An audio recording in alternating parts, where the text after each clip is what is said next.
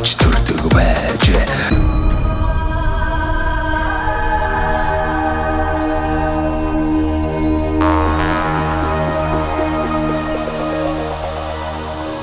За монголчуудаа Монгол эх орныг танилцуулдаг Монголын хамгийн их үзэгчтэй сумдаа сайхан амьдрын нэвтрүүлгээ Дундгов аймгийн Өндөршил сумаас нэвтрүүлгээ бэлтгэж өргөж байна. Ингээд Өндөршил сумынхаа засаг дарга Алтан хүйтэй уулзж байна. Танд өдрийн мэнд төргий. За сайн байна уу? Сайн явж байна уу? Сайн явж байна. За танаа одоо энэ сайхан Дундгов аймгийн Өндөршил сум маань бас хэдэн онд байгуулагдж байсан. Ямар одоо онцлогтой сайхан нутаг одоо болохыг танилцуулаач тийм ээ. Миний хувьд одоо Өндөршил суманд бас анх удаа л ирж байна. Тийм бах те. Их сайхан. За манай нутаг бол одоо говь хайрын бүсд оршдог ийм нутаг байгаа. За сумын үүсэлт өгөх бол бас нэлээд эртнээс үүсэлтэй 1800-аад сүүлийн оны үед одоо манжин тэмээн сүргийг одоо маллуулахаар за ховд хөвсгөл аранга хинти зэрэг аймагудаас хүмүүсийг дайчилж энд сууршуулсан байгаа. Богдхан манжин хаан ч нэг 2 суур тэмээтэй байсан байна л да. Баруун талын нь болохоор дэлгэрээс одоогийн дэлгэр хангасан. За зүүн талын нь бол одоо яг манай сумын нутгалж байгаа энэ говь. Одоо тухайн үеийн малчид бас айхтар учраас энэ тэгээ одоо тэмээдүүдэд зохицолтой сайхан гэдгээр нь бас ингээд сонгож авсан байх. Тэр утгаараа бас газраас одоо тэр тэмээчдийг газраад энэ нутаглуулад ингээд тэмээ маллуулдаг. Тэмээний сахиустай гэж нутаг ярил нь бол манай одоо энэ тагтаг сумын тахилгад шилийн зоо олмон тэмээний сахиустай тэмээчд одоо 1800-аад оны сүүлээс одоо тагиж байсан тийм онцлогтой юм нутаг байгаа. Тэгэхээр одоо энэ сумын маань бас ард иргэдийн зарим хэсэг нь бол одоо энэ тэндээс одоо нүүдэлж ирсэн хүмүүсийн одоо олон үндэстэн ясны ер нь бол нэг 5-6 аймагаас л нүүд ирсэн усууд гэж энэ түүхэндээ тэмдэглэгдсэн байт юм лээ судалгаагаар. Тэгээ буцхан тэгээд за ерөнхийдөө энэ суурилсан байгаа. Ер нь бол хүмүүс нь бүгд сууршаад энэ сумын хүмүүсийг одоо дээд овг нь болоод ингээл явж байгаа. За манай сум нь 24 онд байгуулагдсан. Одоо энэ жил бас төвх 100 жилийнхаа өргөн тэмдэглэсэн. За 41 он хүртэл одоо Дорногов аймгийн Өндөршил сум гэдэг юм нэртэй явж байгаа. 41 онд одоо Дундгов аймгийн байгуулагдаад одоо Дундгов аймгийн харьяанд шилжсэн ийм сум байнамаа. За сумын маань гол онцлог гэх юм бол ерөөсөө гол мал аж ахуйгаар суурилсан юм сум байгаа. Ерөөс мал аж ахуйгаа эргэлж амжилж ирсэн энэ 100 жилийн түүхэндээ. За сум маань бас их олон нүүсэн байт юм блэ. 7 удаа нүгэд хамгийн сүүл 55 онд энэ Бүгт гэдэг энэ нутагт суурьснаас хойш одоо ингээд өргөжөө төгжөөд явж байгаа. Ийм түүхтэй, онцлогтой. За сумын онцлог бол тэр мал аж ахуйтай холбоотойгоор ерөөсөө Өндөршлийн ард түмнээс ажиллаж малч удамтай ийм хөдөлмөрч хүмүүс байдэн гэдгээр л алдартай. Яагаад гэвэл энэний нэг баталгаа нь бол одоо нэгдэл нийгмийн үед одоо 70-аад онд Өндөршил сумаас маань улсын авар малч 12 төрсөн. Залуу авар малчин 2 төрсөн. Гэх мэтлэнгээр хөдөлмөрийн сайжууд маш их одоо төрөн гарч байсан. Тэрнийхэн одоо үр нөлөө хөдөлмөрчдийн одоо үр дүнгээр тухайн үед нэгдлийг маань 5 жилийн төлөвлөгөөтэй байлаа шүү дээ. 5 жилийн төлөвлөгөөгөө 3 жилд нь биелүүлсэн амжилтаар 1973 онд ардын хурлын депутатын тогтоолоор Өндөршил сумын инх тайван нэгдэл маань одоо алтан гац содонгоор шигнэгдсэн. Ийм түүхтэй. За тэрнээс хойш одоо тэр тэмээн сүргээ өсгсөн өдөө аж ахуйн мөнгөн буйл гэх мэтлэн бас засгийн том чиглэлүүдийг хөтөж байсан ийм түүхтэй юм л. Энэ жил ягаад гэвэл нөгөө номын маань ажилбанд нэлээд их судалгаа орсон учраас эндээс бас нэлээд бас мэдээлэл бас олж авсан байгаа. Одоогоор бол Өндөршил сум маань 1450 хүн амтай, төсвийн 6 байгууллагатай. За засаг захиргааны нэгж 3 нэгжтэй. За аж ахуйн нэгжүүд бол одоо жижиг аж ахуйнууд дэлгүүр хүнс дэлгүүр шатхуун түгээх станц, арилжааны банкуд гэдэг байгууллагууд одоо ажиллаж байна. За 23 оны жилийн эцээр 158 мянган толгой мал тоологдсон. За манай сумын бас одоо тэмээ гэж төрөл удсан тэмээнийхэн тоогоор бол сүүлийн 10 гаруй жил Дундгов аймагтан эхний 4 байранд ингээ явдаг. Ер нь тэмээтэй нутаг жолно Дундгов аймгийн хэмжээнд. За адуун сүрэг маань бас онцлогтой шил адуу гэж бас та хүмүүс сонсч байсан бол хурдны удавтай энэ адуу маань бас 100 жилийн өмнөөс л одоо энэ омгийг бий болгох гэж манай дээр үеийн яачд маань одоо газраас одоо аль одоо хурдтай шилмэлгэсэн үлгүүдийг одоо адуунуудыг энэ нутагцаа ажиллаж өршүүлэг хийж одоо ийм шил омог гэдгийг бий болгоод 19 онд одоо улсын хэмжээнд одоо 5 томог болон батлагдсан юм байна. Энэний баталгаа нь ерөөсөө энэ шил адуунаас гарсан адуунууд бол улс одоо бүсийн нартай тэмцээнд маш их хурдлж байгаа. Энэгээр алдартай. Тэгээд энэ маань одоо сүүлийн үед манай энэ нутгийн бас онцлог брэнд бахархал болоод байгаа. Энийг манай нөгөө Монгол одоо энэ жилийн бас наадмаар бас нэг юм онцлог юм болсон. Монгол адуугаар оролцсон. Зөвхөн одоо манайс одоо Монгол адуугаа ялгаж оролдуулсан байгаа. Энэ бол одоо бидний нөгөө бахархал өв соёлоо бас хадгалж хойш үдэ үлдээх гэсэн нөгөө уяачдын маань санал дээр суйрлаад сумын иргэдийн урлаас одоо тогтоод гаргаад зөвхөн Монгол адуу уралдана гэдэг Монгол адуу уралдаж за манай уяачдын бас өдмөрийн үрчим гарч одоо энэ нийт одоо айраг төрөг одоо нэг нийт 60 гаруй үеийн сумын уяачд авцсан байлаа 100 жилийн огоороо. Тэгэхээр энэ маань бас их оновчтой шийдэл болсон бахаа гэж миний хувьд бас дүгнж авд юм аа. За энэ 4 жилийн хугацаанд 3 зүйл дээр гол анхаарал хандуулж ажиллаа л да. Нэгдүгээр энэ орон нутагт ерөөсөн ажиллах боловсруучны асуудал байдаг. Тийм учраас сумын хүний нөөцийг хөгжүүлэх дэд хөтөлбөр гэдгийг боловсруулад за нэлээд тодорхой амжилт хэрэгжүүлэхүүд юм бодиттой ажлууд төлөвлөсөн. За энэ ажлын маань нэг нь энэ орон нутгийн тэтгэлэг гэдгийг бий болгосон. Орон нутагт ерөөсөн ажиллаж нэг доктор суулж төрийн албагт залаад болдог ажиллах байгаа нь ерөөс орон нутгийн дэмжлэг бас дутуу байд юм байна. За тийм учраас одоо 2 жил одоо ажиллаад орон нутагт ингээ гэрээ байгуулж ажиллаа. Тэгээ 6 сарын үндсэн цалин хэмжээний тэтгэлэг авдаг. За өнгөрсөн жил ихэд одоо 4 албаа агч, 5 албаа агч энэ тэтгэлэгт хамрагдаад бас тэтгэмжээ аваад үргэлжлүүлээд зарим гэрээгээ байгуулж ажиллаж байна. Одоо бас шинээр бас орон нутгийг зориод энэ залуучууд манаас энэ орон нутгад ажиллая гэдэг юмсан иймэрхүү итгэх санаачлах бол бас их өрнөж байна. За хоёрдугаарт нь нэг анхаарч юм хавдрын эсэг хамтаа гэдэг нэг дэд хөтөлбөр гаргасан. За судалгаагаас үзээ сүүлийн жилүүдийн судалгаанаас үзсэн чи ерөөсөн нийт нас сургалтын бараг 40 орчим буюу хавдрын гаралтай өвчлөөр нас барсан. Тийм сүүлийн 3 жилийн судалгаа байсан. Энэ бол маш эмгэлэлтэй, аимшигтай тоо байсан. Энэ зөвхөн манай сумын хэмжээнд төдийгүй улсын хэмжээнд ч гэсэн энэ хавдрын өвчл бас тэргүүлдэг. Энэ бас одоо хүмүүсийн сэтгэл санаа маш их хэмжиглүүлдэг юм асуудал. Энэ дээр бас анхаарлаа хандуулж ажиллаад тэр дэд хөтөлбөрийг боловсруулад жил болгон бид нар эхний ээлжинд юу хийсэн бол ахмадуудаа одоо 70-аас дээш 60-аас дээш гэж мэтлэнгээр жил болгон ахмадуудыг хавдрын одоо үздэг шинжилгээ нь үн төлбөргүйгээр одоо орон нутгад эмчилгээг насраад үн төлбөргөөр хамруулж ажилласан байгаа. Эдний үр дүнд бол болохоор нөгөө хавдрын өвчлөлийн гол онцлог чинь нөгөө нэг хоёрдугаар шатандаа бол бас эмчлэгдэх магадлал өндөр. За одоо дээшээ 3 4-т орсон бол ерөөсөө бас ер нь бол маш хүнд нөхцөл байдалд ордог учраас эрт илрүүлэг гэдэг арга хэмжээг авсан бас тодорхой үр дүн төрсөн байна. За одоогоор нэг хавдрын өвчлөлийн бол одоо энэ жилийн хагасчлын байдлаар нэг 40 орчим хувьтай байсан чинь 17 орчим хувь. За энэ жил гэхэд л одоо халдварын аюугаар бол нэг л хүн нас авсан гэсэн юм мэдээлэлтэй байна. Тэгэхээр одоо бас тодорхой энэ хөтөлбөр маань тодорхой үр дүнд байсан юм байна.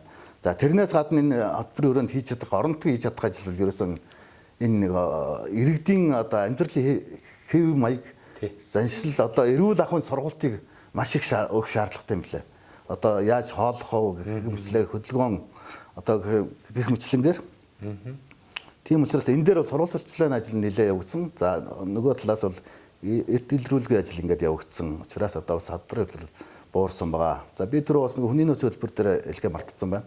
За анх намайг ажилд авахд 20 онд одоо сумын хүний нөөцийн боловсон хүчний хангалт маань 67% байсан. Одоо дээр бид нар бүх байгууллагуудаар одоо судалгааг гаргаад иргэдийн уралдаан тайлангаанд тавихад бол одоо 88% болсон байгаа. Бид нар нэг 85% хөргөн гэсэн ер нь бол зорилтойсэн. Ямар ч хүрсэн зорилтонд хүрсэн байна лээ. За 3 дугаарт бид нар өв соёлын өлдгийн өндөр шилжүүд гэдэг дээр дэд хөтөлбөрийг бас боловсруулж ажилласан. За бид нар ч бас нэг өв соёлоо бас хамгаалах одоо түгээх гэдэг дээр нэлээд анхаарч ажилладаг. За соёлын төв маань бас энэ дээр нэлээд сайн санаачтай ажилладаг. За энэ хөтөлбөрийг бас хэрэгжүүлэхэд бас нэлээд бас тодорхой хэмжээний хөрөнгө оруулалт зохион байгуулалт ажлууд хийгдсэн. Тий. За манай ер нь бол дээр үед одоо яг энэ захиргааллын үе чинь ерөөсөө номын сан музейтэй сум байгаагүй юм билээ. Манай сум анх одоо тэр очир гэдэг хүн одоо иж бүрэн номын дэлгүүртэй За музейтэй. Музейг одоо яг орон нутгийнхаа мэрэгжлийн бос одоо хүн одоо энэ бүх тэр одоо музей үзүүнүүдийг одоо цуглуулж баяжуулсан. Тэр үнэн банаас одоо хөдөлмөрийн зүтгэлээ үнэлэгдээд одоо бас лувсан дэрж байгаа жонь лувсан дэрж гэдэг юм байсан. Хошоо алтан газтай юм мондог боороо байсан. Өөрөө мэрэгжлийн бос боловч бүх юмыг судалгааг тэр байтугай газрын ашигт малтгалын судалгааг нээсэн байгаа. Хүрэн нүрсний ордыг одоо тэр хашаар одоо алхаж байгаа л нээсэн. Одоо тэр том орд гэдээ батлагдсан байгаа. Их мэтлэнгээр бас энэ түүхэн улсууд бас ихтэй ажил хөдөлмөрт хүмүүстэй л ийм нутаг да. Тэгээд энэ нутгийг одоо бас нэг ирээдүйд хөгжүүлэх болон энэ зорилттой үед одоо бас сумандаа сайхан амьдрий гэдэг бол их гоё юу бид надад их ойрхон бод байгаа. Энэ яг бидний тавьж байгаа зорилттой засгийн газараас хэрэгжүүлж байгаа зорилттой одоо засгийн газараас алсын хараа 2050 шин сэргэлтийн бодлого өрөөнд бол орон хот өдөг ялгана. Өдөөгөө хөгжүүлж бид нар бол энэ Улаанбаатарын төвжирл одоо асуудлыг шийдэх юм байна. Энэ бодлого маань энэ орон нутгийн бодлоготой уялж байгаа учраас тодорхой үр дүнд хүрэх ах гэсэн юм бас бодолтой байгаа. Яг үнэ. Тэгэхээр эхлэл маань одоо бас тавигдаад энэ 4 жилийн хугацаанд энэ одоо бид нар хамгийн эхлэл сумын төв дээр одоо нэгдсэн сум шилжээнтэй болчих гээд байна шүү дээ. За энэ ажлын маань эхлэл гэхээр одоо тэр сумын хөгжлийн ерөнхий төлөвөө гэдэг өнгөрсөн жил бас иргэдийн оролцоонд тулгуурлаад ингээд бас боловсруулад байгаа. Одоо энэ төлөвлөгөөн дээр суурлаад ажлын зураг хийгдэх шүү дээ. Ажлын зурагнууд хийгдэн. Ажлын зурагны дараа төсөө хөрөнгө батлагдах юм бол энэ сум маань одоо инженерийн иж бүрэн одоо цэвэр бохор одоо дулаан толбогдсон ийм сум болох ийм ойрын хугацааны төлөвлөгөөтэй байгаа. За төрийн байгууллагуудын хувьд одоо манай соёл спортын зохицол одоо соёлын төвөр орсон баг тий. Соёлын төвийн барилгад бүр 60 оны 64 оны барилга байгаа. Тийм байлаа. За одоо яг эзэмшдэг ашиглалтын улсууднууд арчилж одоо тордол өдий зэрэг хөрсөн болохоос ер нь ийм тухайн үеийн барилга бол одоо бараг ийм насжилттай барилга ер нь босод маш их хавар баг. За энэ ажлыг бас хөөцөлтөд суугаад 20 оноос эхэл зураг зүй хийгдээд энэ соёл спортын цогцлбор гэдэг нэг зураг зүй хийгдээд сая чинь ковид нөгөө төрийн хэмнэлтийн бодлоготой уялдж байгаад өнгөрсөн энэ жил одоо тодорхой хэмжээний санхүүжилт тавигдсан байгаа.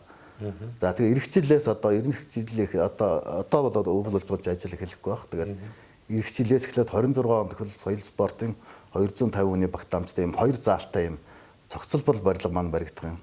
За манай эрүүл мэндийн төвийн барилга маань бас одоо бас шаардлага хангахгүй хагаралтай зуралтай. Энийг одоо бид нар бас шинэ барилга бариулах талаар бас нэлээдгүй хөөцөлж байгаа.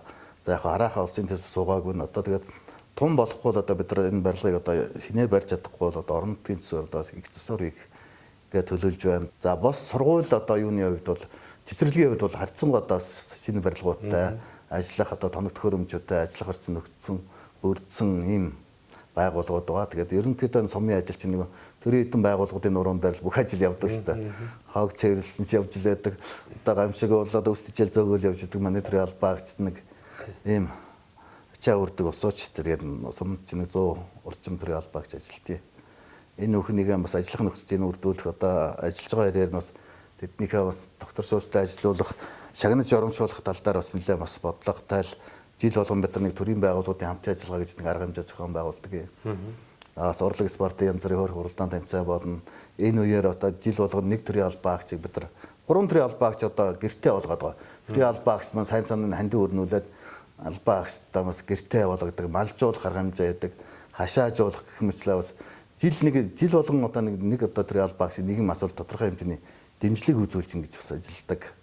За би тэгээд юу танаас өмнө бас анх удаа ирсэн. Тэгээд яг ингэ чинь гадны нүдээр бас их олон гоё сайхан боломжууд харагддаг юм байна тийм ээ.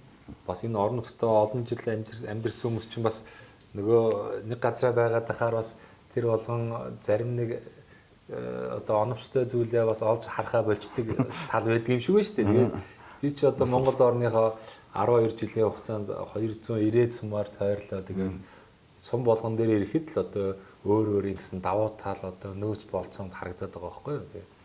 Тэгээд танаа сум руу ирж явж явах замд бас ярьж исэн. Сайхан тэмээн сүрг ингээл явж исэн. Тэгээд тэр намайг хүргэж өгж исэн хүртэл хэлжсэн байхгүй юу. За өндөр шилийн баячууд явж байна гэх. Тэгээд би гайхаад юу гэж байгаа юм болоо гэж асуусан чи энэ өндөр шил сум чинь бас их олон мянгат малчинтай ер нь мал аж ахуйныг сайхан өсөж өгчдөг юм одоо онцлогтой гэж ярьж исэн. Ер нь малын тоо толгоогоор ч гэсэн бас одоо ингээд энэ бүс нутагтаа бас ингээд тэргүүлээ явж идэг юм байна шүү дээ. Ийм онцлогуд харагдаж байна тийм ээ. Тэгээ энэ малаас гарч ирж байгаа энэ бүтээгдэхүүнийг боловсруулах, ашиглах одоо тал дээр бас ямар бодлого барьж ажиллах уу?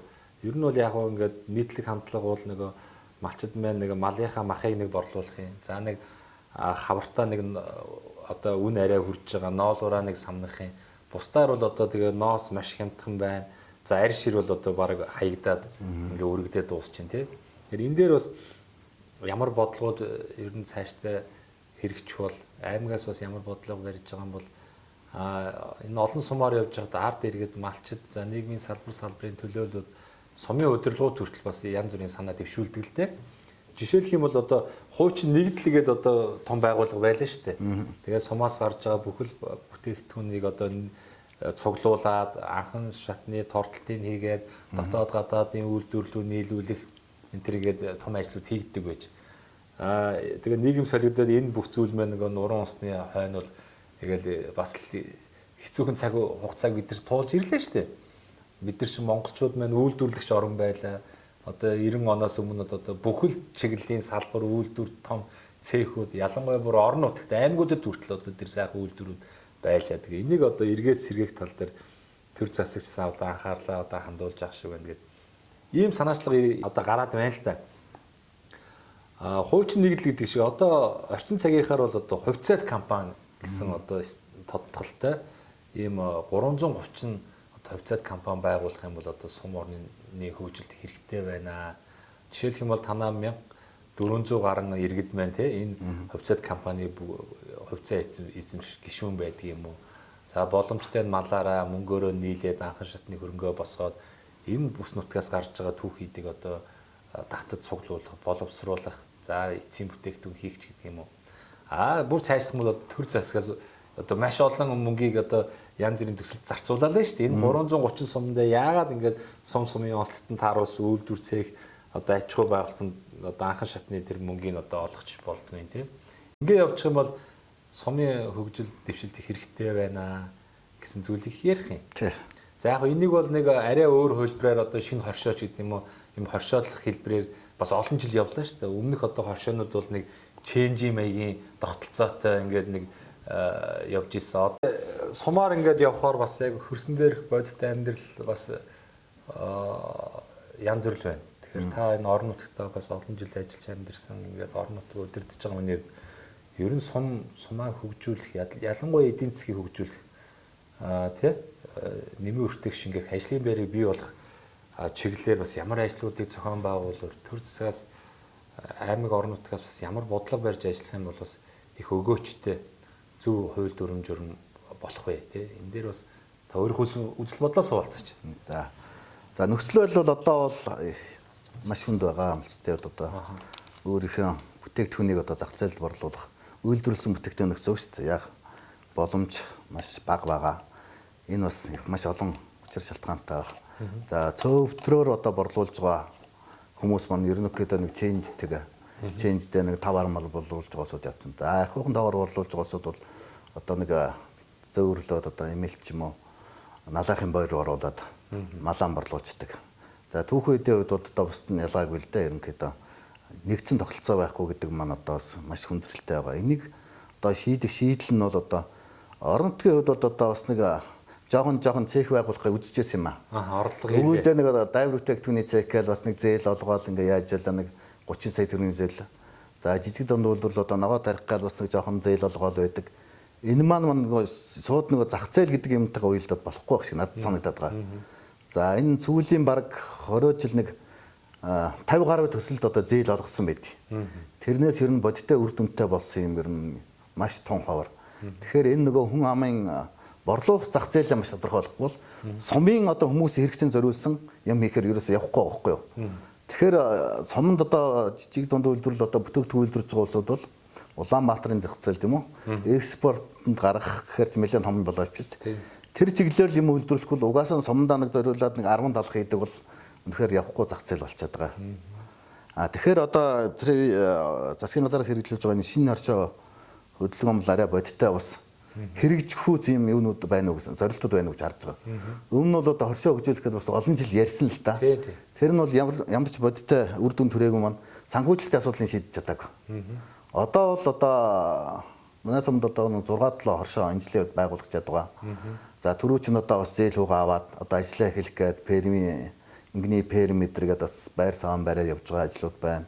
Тэгэхээр энэ санхүүжилтийн шийдсэн учраас энэ зөв бодлогоор явах юм бол бас тодорхой үр дүнд хүрэх байх гэж байна. Тэрнээс гадна малчид маань одоо зах зээл дээр яаж ажиллах уу гэдэг мэдлэг мэдээ сургалтыг маш их мээр байна. Тэгэхгүй л одоо бүтээгдэхүүн хаашаа борлуулах юм, ямар зах зээл гаргах уу, ямар цаг хуваараар одоо үйлдвэрлэлээ явуулах хэрэгтэй гэдэг.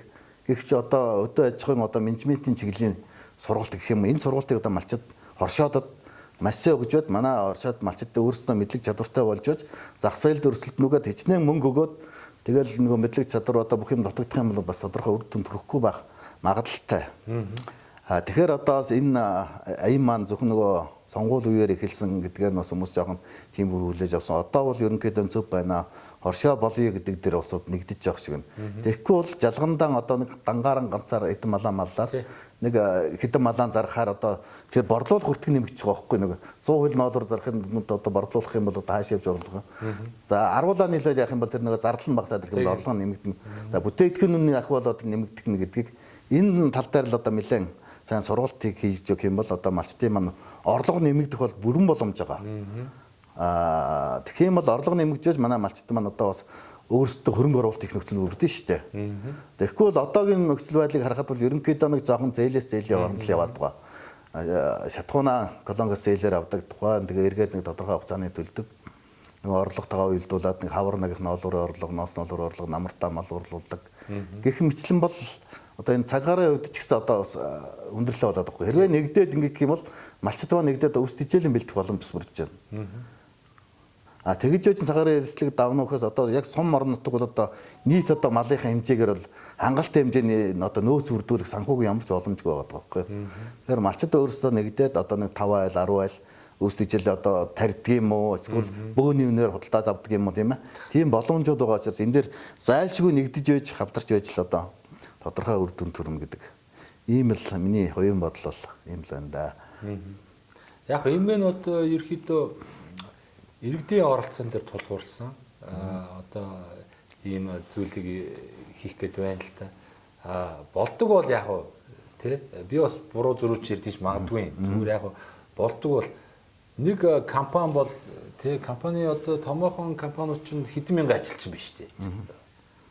5000 100000 ажилтнтай ч компани хүртэл байна. Тэгэхээр энэ сумын нөхцөлд бол энэ сумын жишээлбэл танаа сум дээр жишээ авч яриад шүү дээ. 1400-аад иргэн гэдэг чинь за бүгдээр энэ компани хөвцөө эзэмших боломж байгаа байхгүй. Тэр нь одоо юу гэдэг яг танах одоо тэмээний брэнд байна. Энэ одоо шил адуу за тэгээд л одоо өөр одоо ямар ч одоо онцлог байдгийг. Яг энийг л нөгөө дөвийлгэж хөгжүүлэх чиглэлээр ажиллах боломжийг бүрдүүлсэн нэг хувьцаат компани. Одоо танаа дээр 6 одоо юу хоршоо байна гэдэг нь шүү дээ. Энэ 6 чинь магадгүй хоорондоо бие бинийгаа өрсөлдөх юм гараад ирэх байхгүй. Одоо жишээлбэл нэг дулмаагийн хоршоо, баярагийн хоршоо гэд хэсэг бүлэг ах トゥ нэрээр нийлцсэн. Гэтэл одоо нөгөө түүхийдийн үн янз бүр юм яах гар бие бинээсээ өрсөж. Нэг л хуучин ченжийн тогтолцооны нөгөө нэг юу чинь бас арай өөр хэлбэр маягийн байх гэдэг. Тэгэхээр энэ улсуудыг энэ 6 биш бүр болж игэл нэг одоо эвлэлтэн нэгтсэн одоо хуучин нэгдэл гэдэг шиг орчин цагаар хувьцаат компани болоо тэрийг одоо сумын засаг дарга нь ч удирдах болно. За салгыг гэвэл одоо боловсралтай эдийн засгийн мэдлэгтэй одоо энэ зах зээлийн мэдрэмжтэй нэг сумын иргэний хувьцаат компанийнхаа одоо захирлыг хийдэг. Ард иргэдэн бүгдээрээ хяндаг. Иргэдийн хурлын бас давхар одоо юу хяналтч байж болно шүү дээ. Ингээ явчих юм бол бүр арай далаацтайгаар үр өгөөж нь гарах юм болов. За энэ сумын одоо ард иргэд маань энэ сумынхаа өөрсдийнхөө компанийг яаж өөдөн татвар гэхээр бие биенээсээ өрсөөл нааш чааш нь түүхийдээ нийлүүлэх биш. Яг энэ чинээ төвлөрүүлээд яг нэгдсэн тортол зохион байгуулалтанд оруулаад ингээд дотоодын үйлдвэр болон гадны үйлдвэр рүү нийлүүлэх болцоогоор төр зэсэг нь өөрөө сайн менежерийгээд холбоод өгчдөг. За цаашлах юм бол энэ чинээ тэр орлогоороо бид нар жижиг нөгөө цэхүүдэд бий болгоод эхэлсэн шүү дээ.